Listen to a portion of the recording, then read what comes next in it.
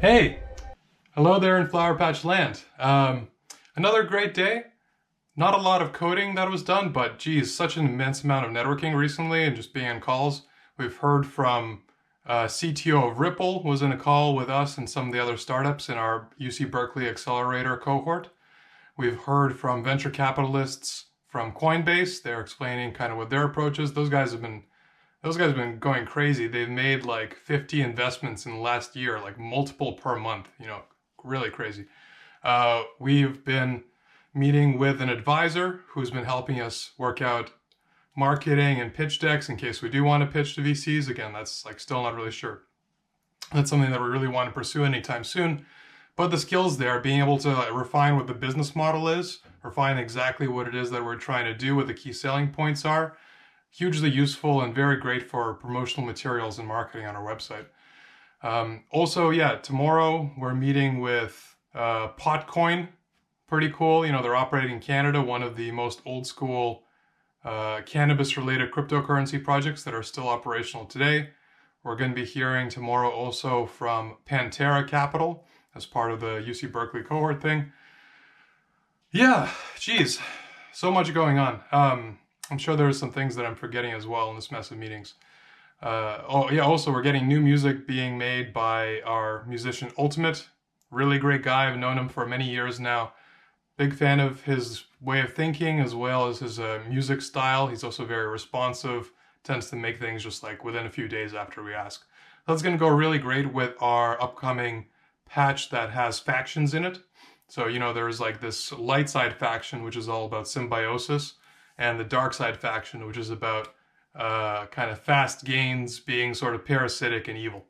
So that's going to be great, and of course the music is really going to spice it up and work with those factions as well.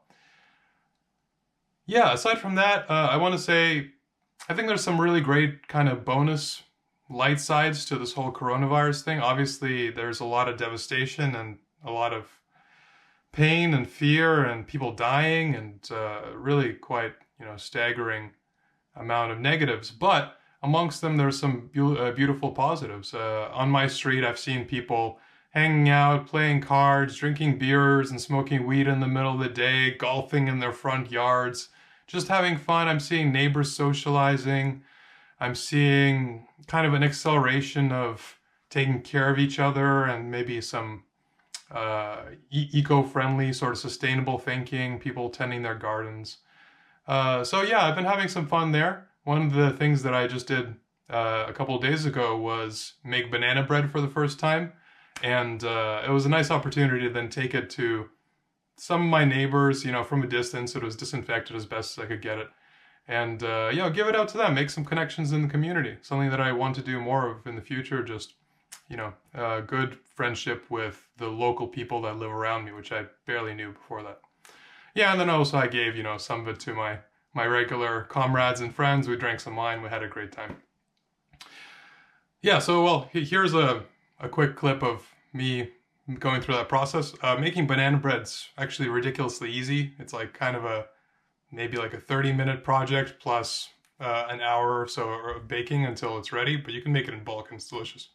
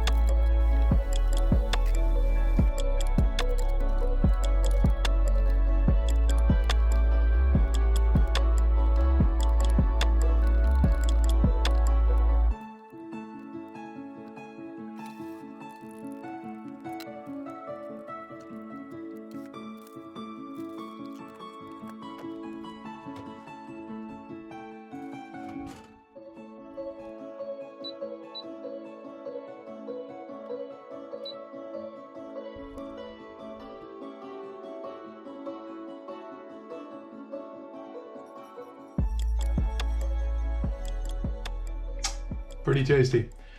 All right, yeah, so here's just some of the things that I've been doing, some things that I've been learning. We had Kenneth from Oracle come and give a talk about marketing. It was kind of a pretty, high level just overview of marketing today. I think this graphic was one of the most useful summaries for me, thinking about marketing as these different kinds of categories. So awareness is one category, just like the people being aware of your brand. Then people would need to consider it, think it over. Is it actually worth my time? Then eventually they might get to a purchase. But after they get to purchase, it's far from done, because you could have massive amount of people coming in and then immediately leaving. So you need retention and then ultimately advocacy. So either as specific social outreach advocates at Evernote. When I was working there, we had a lot of actually people who were specifically Evernote advocates running groups and meetups around the world, this kind of thing. But yeah, so it kind of makes sense. So in an awareness category, yeah, you might do ads and emails and PR and whatever. Then during the consideration phase, yeah, you might directly email those people who kind of signed up for your newsletter. Social ads or reviews that you pay for, or blog posts that you pay for. And then eventually the purchase obviously needs to have a beautiful store, a good experience that leads to a purchase, good website, e-commerce store. Then eventually the retention aspect is where you get into a lot of community engagement, FAQ, knowledge base, forums, and then finally advocacy has promotions, more blogs, social networking, and newsletters. I think this is a very, very self-explanatory but beautiful slide that explained really just a nice high-level approach to how marketing is structured. And then, of course, for big companies that have marketing budgets, you need to keep the people engaged. This was another pretty useful slide, but basically this is comparing complexity versus the tactics that you have. And you can kind of see that some things are like complex and high investment, but not very effective, So it's kind of interesting, but I think kind of beyond what we ultimately really need or want to do. A lot of our marketing is aimed to be at dispensaries and having dispensaries promote us and using our money to do giveaways rather than necessarily do like print ads or whatever. So that was a great talk. We also had some really wonderful talks here and meetings with some of these other very high success executive individuals. So, for example, David Schwartz, this was actually kind of mind-blowing to me, the CTO of Ripple. Apparently he does about 2 talks a year with the accelerator, and, we were there to chat him up. We were there to ask questions. I was lucky enough to be able to ask him about NFTs and kind of what he would have done different with Ethereum. Very, very intelligent person who has a broad overview of how these systems work. He's not too caught up in the tech, though he's very technical.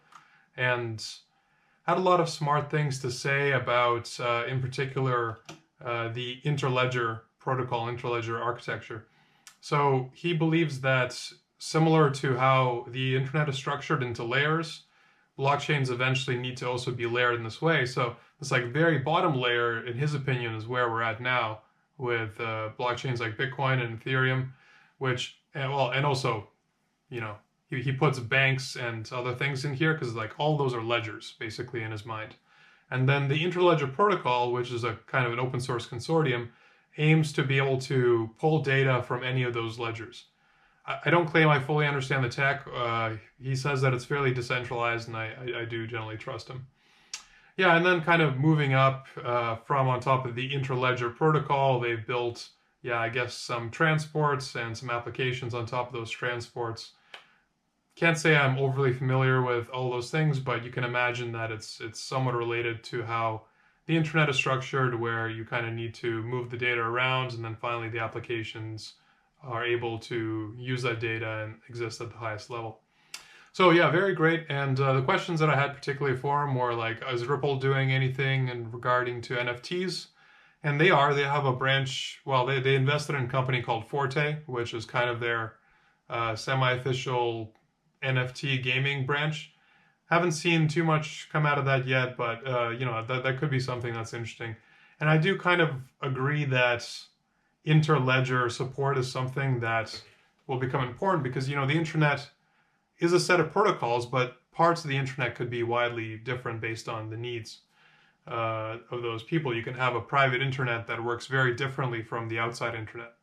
That said, I do think that Ethereum 2.0 with its sharded architecture could very well be that interlayer that connects everything together, because each of the shards in ETH 2.0, they get all the security of proof of stake, but they don't actually need to run exactly like the classic Ethereum virtual machine. They can be highly specialized. They can run different bytecode. They can, you know, use different programming languages. They can have potentially even different methods of authority, and, you know, how they work can be completely different. So in a sense, I think this is competing with Ethereum in some way, but also, of course, one of the ledgers that this supports would also be Ethereum. So interesting project, very cool. Let's see. I also, had a great two and a half hour chat with ULTMT, who's a good friend of mine. He's done all the music for Flower Patch. Really cool guy, and, you know, he's very smart, also very high level view of the world. He's very responsive. He tends to make everything, like I said earlier, in just like a few days. Great guy to work with. Really, really love that dude. And, you know, right now he's working full time. He's kind of blowing up, actually, which is pretty cool. He's been seeing like 100,000 listens across the streaming platforms per week on some of his new music. He's doing a lot of lo-fi and chill hop. Yeah, super cool dude. If you want to find a link to his Spotify, go to nugbase.com/team, and he's on there, and you can get a direct link there. So yeah, congratulations to him. Congratulations to him for getting signed recently with a small-time label and distribution deal. And I'm really excited to see where his career goes from here, and it'll be awesome to get some music from him before he's too famous, you know.